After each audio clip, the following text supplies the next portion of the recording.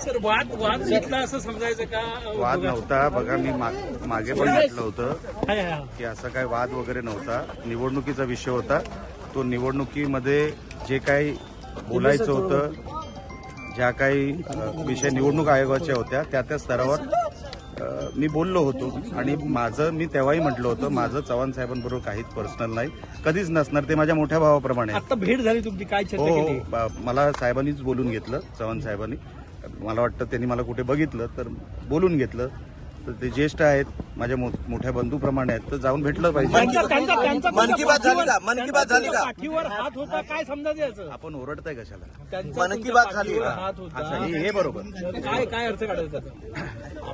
चांगले. अहो, मी तिसऱ्यांदा म्हणतोय, ते माझ्या मोठ्या बंधूप्रमाणे आहेत. आशीर्वाद त्यांनी माझ्यावर ठेवले आहेत, हे माझ्यासाठी समाधानाची गोष्ट आहे. माझं आणि चव्हाण साहेबांचं तसं काहीच टोकाचं नव्हतं.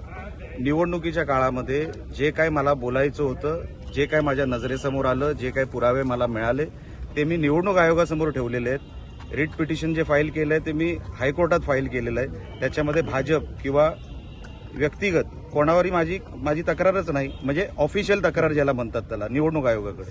निवडणुकीपूर्वी अनेक आरोप तुम्ही केले होते पैसे. हो, बरोबर आहे. आता ते निवडणुकीनंतर सगळं विसरायचं असतं. नाही, निवडणुकीनंतर सगळं विसरायचं असतं असं रवींद्र चव्हाण म्हणतात. त्यामुळे मी चव्हाण साहेबांचं नाव घेतलं आणि त्यानंतर पुरावा दाखवला. तक्रार माझी कुठली आहे? पुराव्यावर आहे. बरोबर आहे. पुरावा जो काय मी निवडणूक आयोगासमोर ठेवलाय, अजूनपर्यंत मला अहवाल सुद्धा आलेला नाही.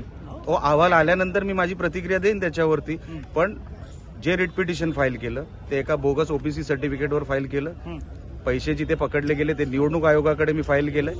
आता त्याचा जो काय अहवाल येईल, जो काय त्याच्यावर उत्तर येईल, ते आल्यानंतर मी परत एकदा बोलेन आपल्याशी. Thank you sir. थँक्यू. निवडणूक आयोगाशी संपर्क साधला, त्यांनी माझ्याशी संपर्क साधायचा आहे. त्यावेळेस माध्यमांना त्यांना विचारलं, त्यांचं म्हणणं असं जाऊन अशा पद्धतीने करणं योग्य नाही. तुम्ही हा 25 दिवस जुना प्रश्न मला विचारताय.